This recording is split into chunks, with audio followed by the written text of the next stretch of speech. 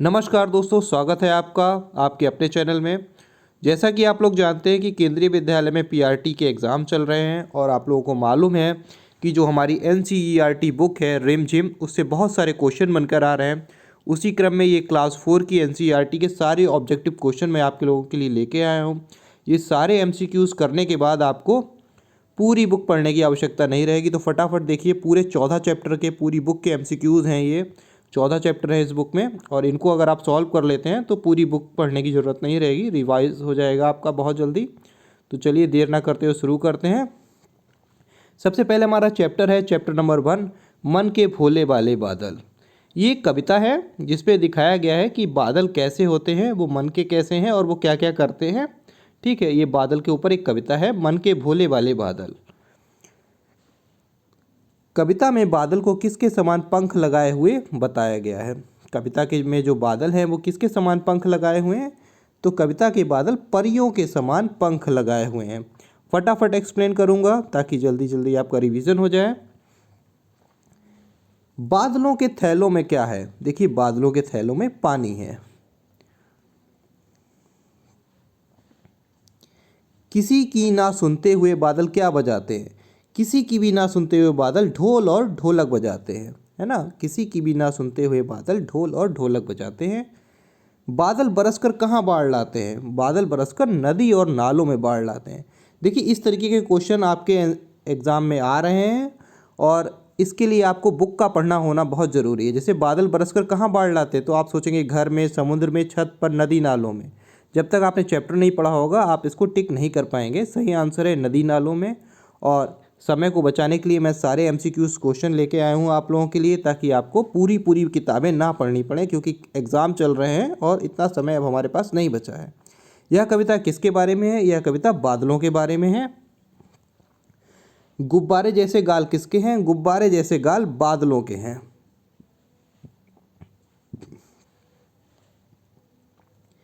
Chapter number 2 है हमारा जैसे सवाल वैसे जवाब। जैसा सवाल वैसा जवाब।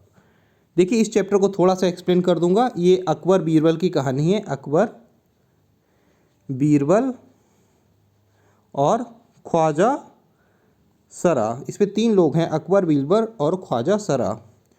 तो क्या होता है कि जो ख्वाजा सरा होते हैं और जो बीरबल होते हैं उनकी आपस में नहीं बनती है। तो ख्वाजा सरा बीरबल को चिढ़ाने के लिए, उनको नीचा दिखाने के लिए उनसे 3 सवाल पूछते हैं। और वो सवाल कुछ इस तरीके से होते हैं कि बताओ धरती का केंद्र कहाँ पर है, और आसमान में कितने तारे हैं, और पूरी दुनिया पर कितने लोग हैं, पूरी दुनिया में कितने लोग हैं। तो उन्हीं के जवाब बीरबल देते हैं। जैसा सवाल वैसे जवाब। बीरबल किसको पसंद था? बीरबल तो आप जानते हैं, बादशाह अकबर को बीरबल बहुत पसंद है, तो बादशाह अकबर को बीरबल पसंद थे। ख्वाजा सरा का अनुरोध सुनकर अकबर ने किसे बुलाया था? ख्वाजा सरा का अनुरोध सुनकर अकबर ने बीरबल को बुलाया था। ख्वाजा साहब के सवालों के जवाब देने के लिए भेड़ किसने मंगवाई? भेड़ मंगवाई थी बीरबल ने। ख्वाजा साहब के सवालों का जवाब देने के लिए भेड़ मंगवाई थी बीरबल ने। भेड़ की कहानी ये थी कि उन्होंने पूछा था कि बताओ आसमान में कितने तारे हैं। तो बीरबल ने कहा एक भेड़ बुला लो, इस भेड़ में जितने बाल हैं उतने ही आसमान में तारे हैं। अंत में बीरबल ने किसे निरुत्तर कर दिया था? अंत में बीरबल ने ख्वाजा सरा को निरुत्तर कर दिया था। बीरबल कौन थे? बीरबल थे मंत्री। ख्वाजा बीरबल को क्या साबित करना चाहते थे? ख्वाजा बीरबल को मूर्ख साबित करना चाहते थे। अब हम देखेंगे चैप्टर नंबर 3, किरमिच की गेंद। बहुत इंपॉर्टेंट चैप्टर है, बहुत अच्छा चैप्टर है। चैप्टर की कहानी कुछ इस तरह से, एक बच्चा होता है, बच्चे के आंगन में, जैसे हम लोग टीवी देख रहे होते हैं, बच्चा भी किताब पढ़ रहा होता है। क्या कर रहा होता है बच्चा? किताब पढ़ रहा होता है। तभी क्या होता है, तभी एक गेंद आंगन में आकर गिरती है, बॉल आकर गिरती है। वो बाहर बच्चों के साथ खेलने जाता है और फिर बच्चों में थोड़ी सी लड़ाई हो जाती है कि मेरी बॉल है, तेरी बॉल है, यहाँ से मिली, कब खोई। और फिर क्या होता है, बच्चे खेलने लगते हैं, फिर वो बॉल कहीं चली जाती है। चलिए देखेंगे। दोपहर के समय दिनेश घर में बैठा क्या कर रहा था? तो ये कहानी है दिनेश की। दिनेश घर में बैठा कहानी पढ़ रहा था। तभी अचानक उसके आंगन में एक बॉल आकर गिरती है, गेंद आकर गिरती है। दिनेश के घर के बगीचे की क्यारियों के चारों तरफ लगे वृक्ष कैसे थे? देखिए जो घर में आंगन था उसमें चारों ओर जो वृक्ष लगे थे वो कैसे थे? वो थे केले के, है ना। तो ये आप तभी कर पाओगे जब आपने पूरी बुक पढ़ी होगी, और उसके पढ़ने के बचने के लिए मैं आपको फटाफट ये क्वेश्चन करा रहा हूँ। ठीक है, किसके थे? केले के। दिनेश के मोहल्ले में बच्चों के खेलने की सुविधा के लिए क्या बनाया हुआ था? देखिए बच्चे क्या बना लेते हैं, कुछ क्लब टाइप के बना लेते हैं ना, तो यहाँ पर क्लब सही आंसर है, क्योंकि NCERT बुक में क्लब शब्द का इस्तेमाल किया गया है। देखिए क्लब, टोली, संस्था, ये सब एक ही चीज़ होती हैं। आप कहेंगे कि बच्चों ने तो टोली बनाई होगी, नहीं, बुक के अंदर, बुक जो हमारी किताब है रिमझिम, उसके अंदर क्लब शब्द का इस्तेमाल हुआ है। सही आंसर है क्लब। दिनेश के मोहल्ले के बच्चों ने खेलने की सुविधा के लिए क्लब बनाया हुआ था। अनिल के अनुसार उसकी गेंद कितने महीने खोई थी? अनिल के अनुसार उसकी गेंद 4 महीने पहले खोई थी। ये अनिल है जो बच्चा है, उससे कहता है कि मेरी गेंद खो गई थी, ये वही गेंद है। तो पूछता है कितने महीने पहले गेंद खोई थी? तुम्हारी गेंद तो 4 महीने पहले खोई थी, ये तुम्हारी गेंद नहीं है, ये तो मेरे आंगन में आकर गिरी है ना। इसी तरीके से कहानी चलती है आगे। फिर बच्चों की लड़ाई होने लगती है, फिर बच्चे खेलने लगते हैं, और अंत में क्या होता है, वो बॉल खेलते खेलते जो एक स्कूटर जा रहा होता है, स्कूटर जा रहा होता है रास्ते में, सड़क पर खेल रहे होते हैं, तो स्कूटर की जो आगे यहाँ पर जाली लगी होती है ना, उसमें जाकर वो गिर जाती है। बच्चों के खेलने के क्रम में गेंद कहाँ जाकर गिर जाती है? स्कूटर में बनी जाली की टोकरी में गिर जाती है। स्कूटर में जो एक टोकरी नहीं होती है सामान रखने के लिए, उसमें ये गेंद जाकर गिर जाती है और स्कूटर वाला लेकर चला जाता है, और कहानी का एंड हो जाता है। चलते हैं आगे। Chapter number 4। चैप्टर नंबर 4 है, बहुत अच्छा चैप्टर है, पापा जब बच्चे थे। थोड़ा सा एक्सप्लेन कर दूंगा बहुत जल्दी, 2 मिनट के अंदर। देखिए क्या होता है, जब आप लोग छोटे होते हैं ना, तो आप बहुत कुछ बनना चाहते हैं। आप अपने पापा से भी पूछते होगे, कभी कभी ध्यान करिए अपना बचपन, आप अपने पापा से पूछते थे, पापा आप बड़े होकर क्या बनना चाहते हो? क्या आप जो काम अभी करते हो क्या आप यही करना चाहते थे? क्या आप बैंक में काम करना चाहते थे? तो पापा जब बच्चे थे, तो ये कहानी है, पापा जब बच्चे थे। जब पापा बच्चे थे तो वो क्या बनना चाहते थे?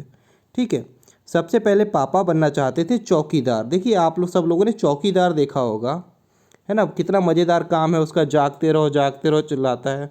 उसके बाद पापा बनना चाहते हैं आइसक्रीम वाला, क्योंकि बच्चे जब छोटे होते हैं, पापा भी कभी ना कभी छोटे ही रहे होंगे, तो बहुत सारी हॉबीज़ होती हैं।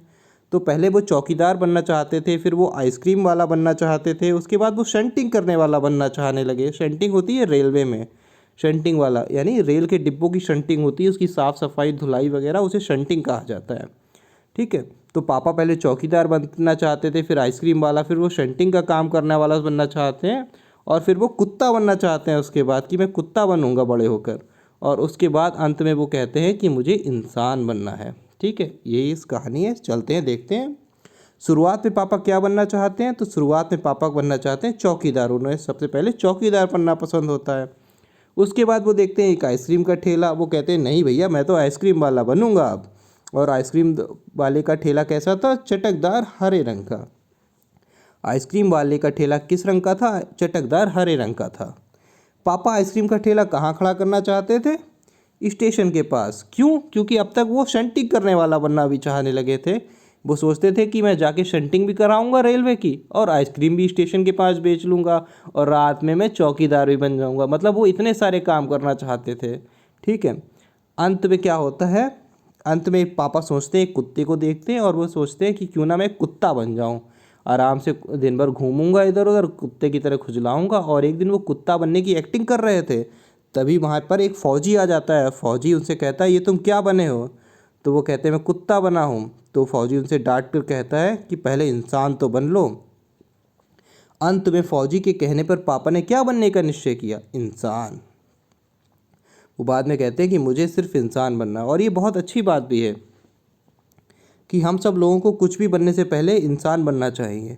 ठीक है, ये बहुत गंभीर बात है कि इंसान बन पाना बहुत मुश्किल है आज के ज़माने में। बाकी सब बहुत आसानी से आप बन सकते हैं, लेकिन एक सच्चा इंसान बनना आज के ज़माने में काफ़ी मुश्किल है। तो वही शिक्षा इसमें दी गई है। पापा छोटे बच्चे को क्या देना चाहते थे? आइसक्रीम देना चाहते थे। वो सोचते थे कि मैं आइसक्रीम का ठेला लगा लूँगा, और जो छोटे छोटे बच्चे हैं उन्हें तो मैं मुफ्त में भी आइसक्रीम दे दिया करूँगा। चलेंगे आगे। चैप्टर नंबर 5 पर हम आ गए हैं। इस किताब में 14 चैप्टर हैं, फटाफट मैं आपका रिवीजन करा दूंगा।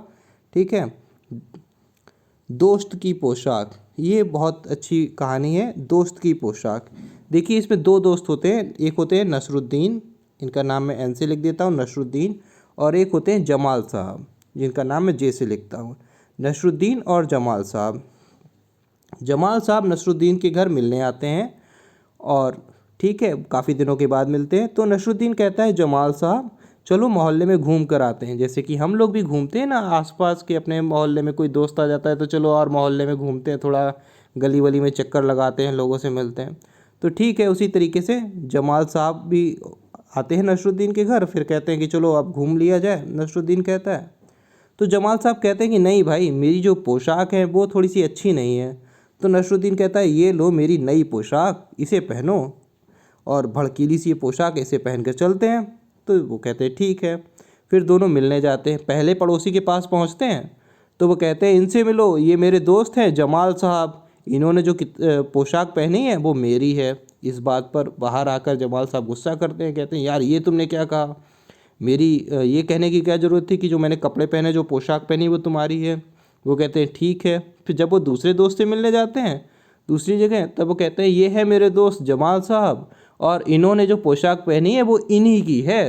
तो फिर वो गुस्सा करता है कि यार ये तुमने क्यों कहा, तुम ऐसा करो पोशाक के बारे में कोई बात मत ही कहो तो अच्छा है। तो वो तीसरे दोस्त से जब मिलने जाते हैं मोहल्ले में, तब वो कहते हैं इनसे मिलो, ये है मेरे दोस्त जमाल साहब और इनकी पोशाक के बारे में मैं कुछ ना ही बोलूं तो अच्छा है।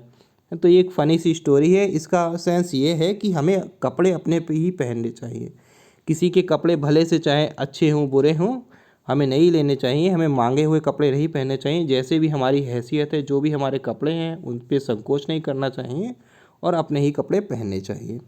नसरुद्दीन किससे मिलकर बड़े खुश होते हैं, पुराने दोस्त से। पुराने दोस्त का नाम होता है जमाल साहब। जमाल साहब के अनुसार उनकी पोशाक कैसी थी, जमाल साहब के अनुसार उनकी पोशाक कैसी थी, मामूली। ठीक है। नसरुद्दीन और जमाल साहब बन ठन कर कहाँ घूमने निकले थे, तो ये दोनों मोहल्ले में घूमने निकले थे। जमाल साहब ने किसकी अचकन पहनी थी, जमाल साहब ने नसरुद्दीन की अचकन पहनी थी। अचकन मतलब एक कपड़े जो है उसको अचकन बोला जाता है। ठीक है। देखेंगे चैप्टर नंबर 6, नाव बनाओ नाव बनाओ। कौन कह रहा है नाव बनाओ नाव बनाओ, ये एक पोएम है, एक कविता है। एक छोटा बच्चा है, ठीक है, दिख रहे हैं, एक छोटा सा बच्चा है और एक, जैसे आपके घर में भी एक छोटा बच्चा होगा और एक आप बड़े भाई हैं उसके, और वो जिद कर रहा है अपने भाई से। कैसे, देखिए क्या होता है, छोटा बच्चा है, अचानक से बारिश होने लगती है तो वो अपने भाई के पास आता है, छोटा सा बच्चा भाई के पास, भैया नाव बनाओ नाव बनाओ नाव बनाओ। ये उसकी कविता है और वो अपने भावों को व्यक्त नहीं कर पा रहा है।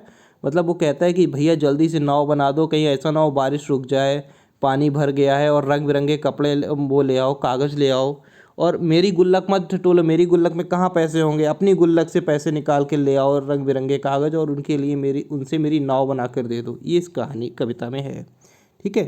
कविता में बादल कितने समुद्र भरकर पानी लाया है, तो 7 समुद्र भरकर पानी लाया है। कविता में कहा जाता है कि 7 समुद्र से पानी आ गया है।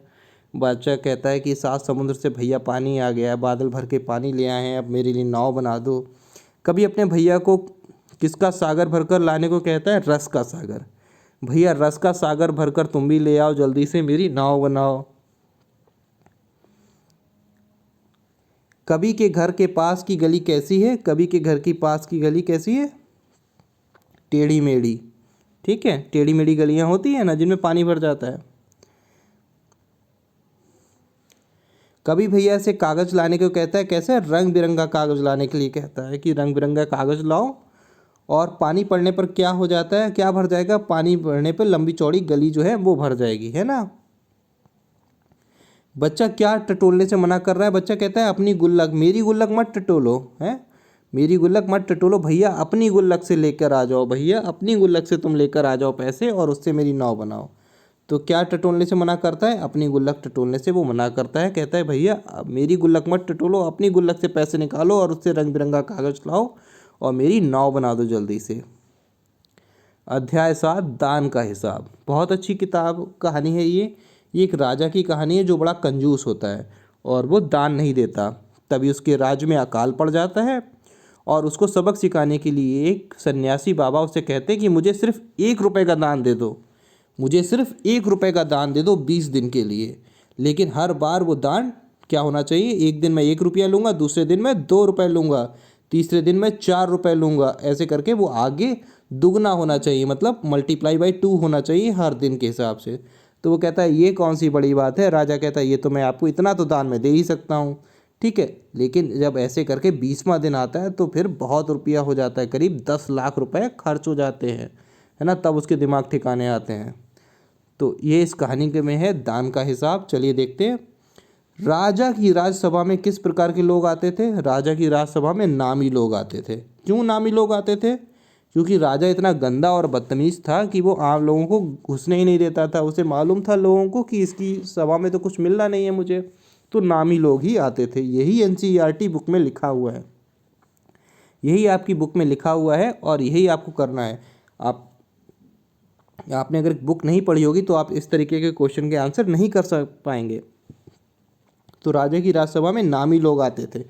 कैसे नामी लोग? राजा के देश में कौन सी विपदा आ गई थी प्राकृतिक? तो अकाल पड़ गया था, प्राकृतिक विपत्ति आई थी, अकाल पड़ गया था।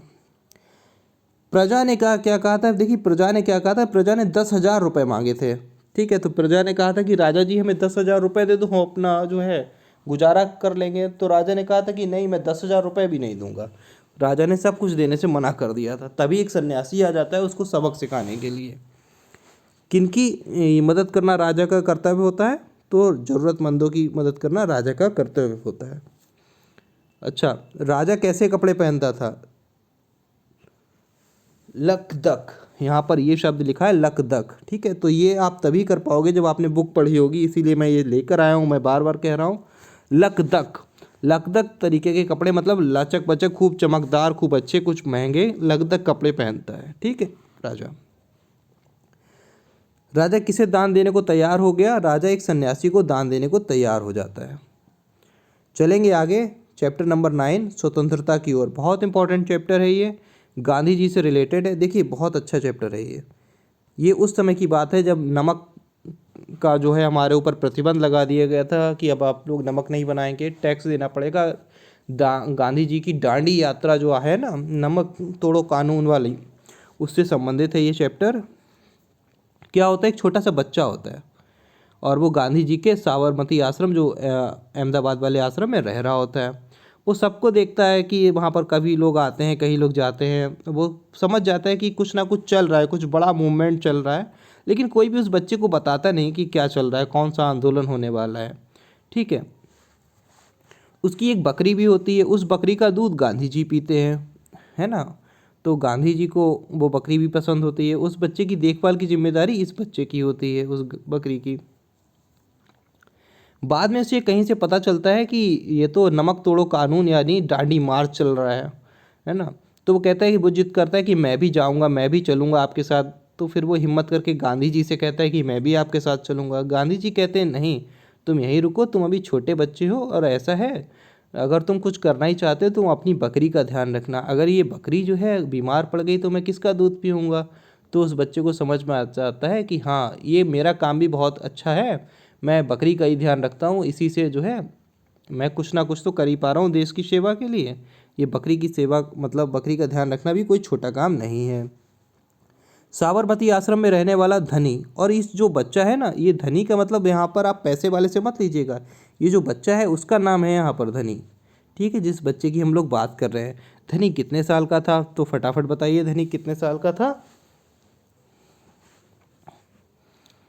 चलिए आप लोग बताइए, धनी कितने साल का था? मैं इसका आंसर नहीं दूंगा।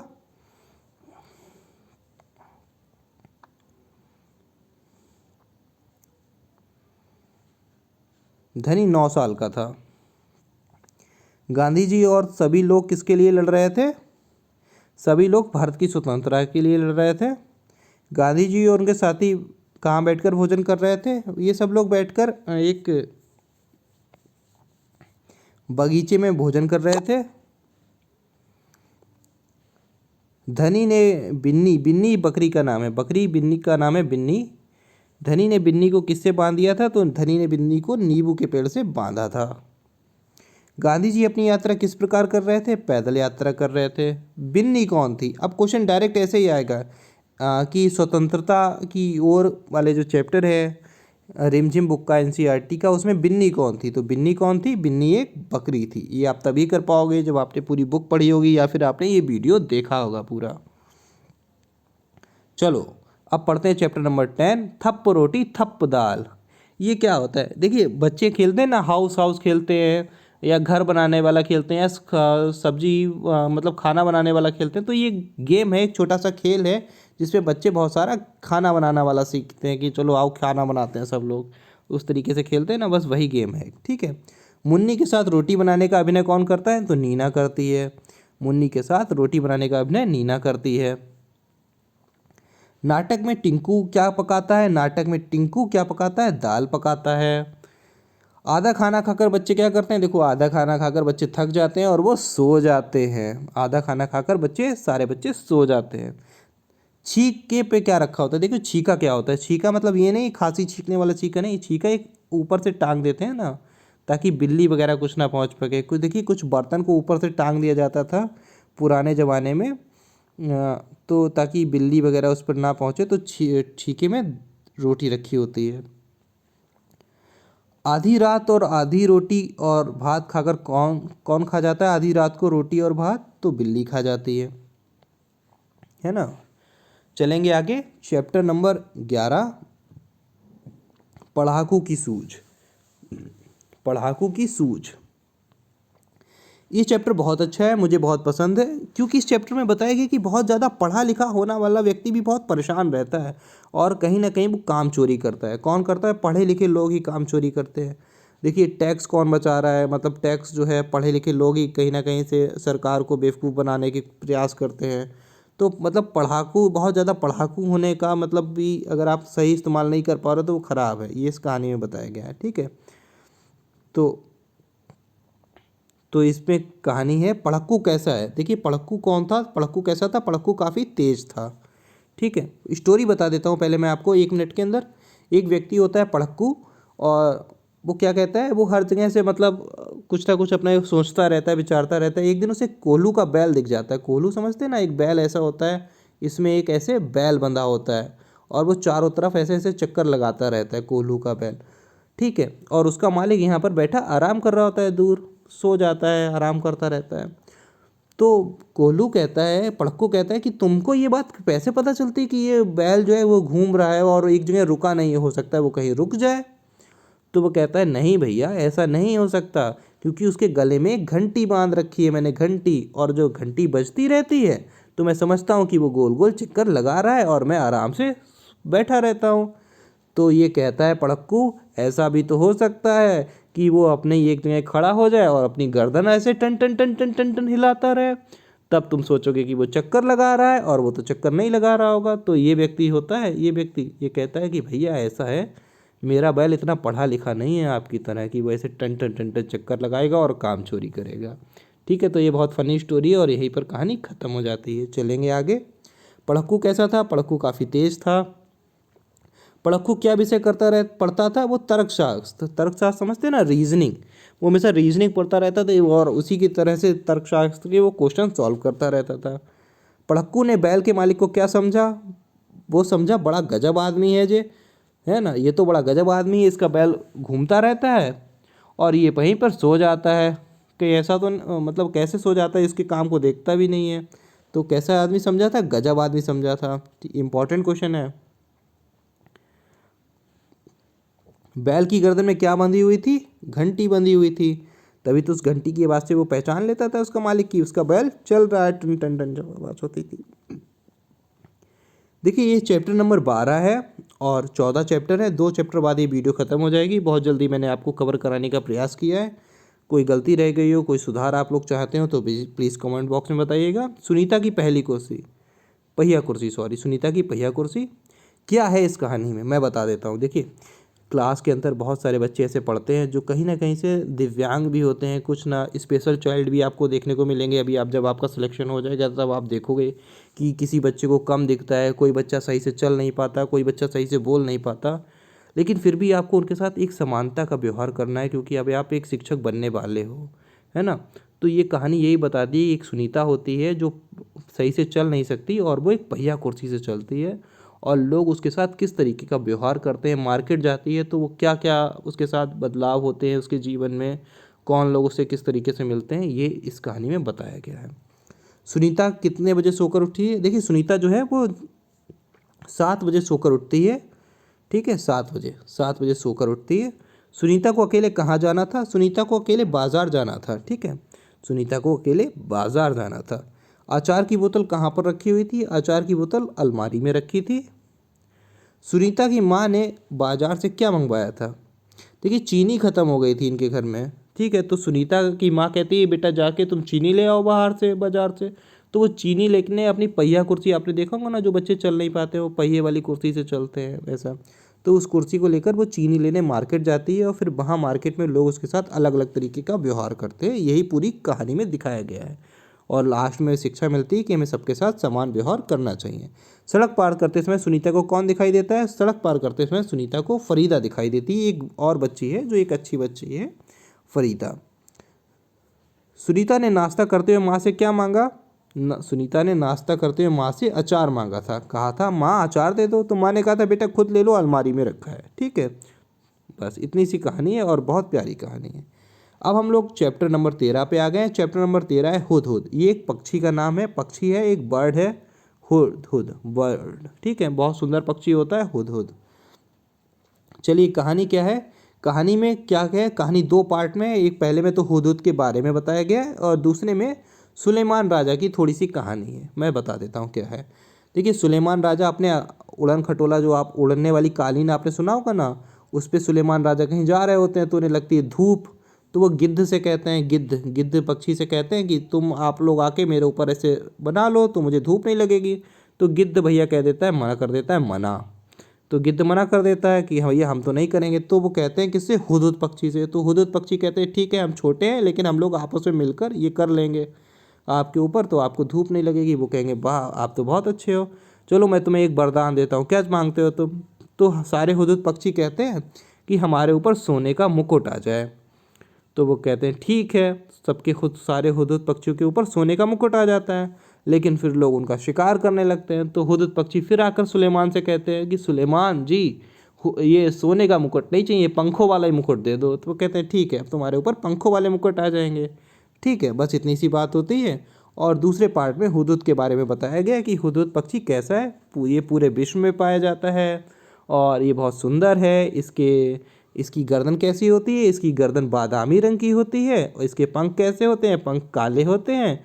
और सबसे अच्छी बात आपको बताऊं इस पक्षी के बारे में, हुदहुद को पालतू नहीं बनाया जा सकता, पालतू नहीं बनाया जा सकता, हुदहुद पाले नहीं जा सकते। ठीक है, और इनकी आवाज़ भी बहुत अच्छी नहीं होती है। बस इतना ही बताया गया है इस चैप्टर में। चलिए देखते हैं सुलेमान बादशाह किस कारण से परेशान हो रहे थे। भैया क्या थे? बहुत धूप हो रही थी। क्यों धूप हो रही थी? सुलेमान बादशाह उड़ रहे थे अपनी कालीन से तो उन्हें धूप लग रही थी, है ना, उड़ने वाली कालीन थी उनके पास। हुदहुद के मुखिया की क्या विशेषता थी कि वो कैसा था? वो समझदार था। ठीक है, हुदहुद पक्षी के लिए सबसे उपयुक्त शब्द कौन सा है? हुदहुद पक्षी बहुत सुंदर होते हैं इस कविता के अनुसार, तो वो सुंदर था। ठीक है, हुदहुद पक्षियों का रंग कैसा होता है? पक्षियों का रंग होता है, पंखों का रंग होता है काला, और गर्दन का अगला हिस्सा होता है बादामी। देखिए गर्दन बादामी रंग की होती है और पंखों का रंग होता है काला। सुलेमान की मदद किसने की थी? सुलेमान की मदद की थी हुदहुदों ने। हुदहुद कौन है? एक पक्षी है। ठीक है, आगे है मुफ्त ही मुफ्त, और ये लास्ट चैप्टर है।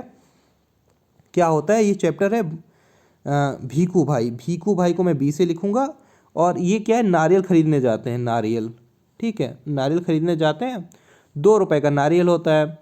तो वो कहता है 2 रुपए का नहीं, मैं यहाँ तक आया हूँ, मुझे 1 रुपए का चाहिए। तो वो कहता है 1 रुपए का चाहिए तो 1 रुपए का मंडी में ले लो जाके। फिर वो मंडी चले जाते हैं। मंडी में जाते हैं तो वो कहते हैं मैं इतनी दूर आया हूँ, मैं यहाँ 1 रुपए का भी नहीं लूँगा, मुझे 50 पैसे का चाहिए।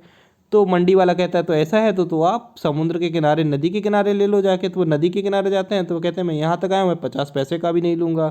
तो वो कहते हैं जब 50 पैसे का भी नहीं लोगे तो बगिया में चले जाओ, वहाँ पर आपको 25 पैसे में मिल जाएगा। ऐसे करके वो पूरा घूमते रहते हैं। ठीक है, और लास्ट में उन्हें कुछ भी नहीं मिल पाता।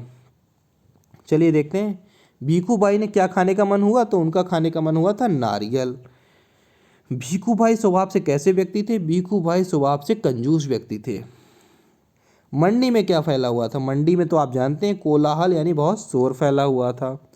सागर के किनारे कौन बैठा था? सागर के किनारे नाव वाला बैठा हुआ था। ठीक है, सागर के किनारे कौन बैठा हुआ था? नाव वाला। तो ये मैंने जितनी जल्दी आपको तेज़ तेज़ बोलकर जितनी जल्दी हो सके मैंने ये पूरा क्वेश्चन कराए हैं आपको। ये सारे इस NCERT बुक से हैं और आपको पूरे यूट्यूब पे ये कहीं नहीं मिलेंगे क्योंकि मैंने खुद निकाले हैं। फिर भी अगर आपको कोई भी सुझाव आपको देना हो तो आप बता सकते हैं। वीडियो कैसी लगी बताइएगा। ये क्लास 4 की है, ये क्लास 4 है। क्लास 3 मैं अपलोड कर चुका हूँ, जल्दी मैं क्लास 5 भी अपलोड कर दूँगा। ठीक है, जब तक के लिए धन्यवाद। जय हिंद, जय भारत।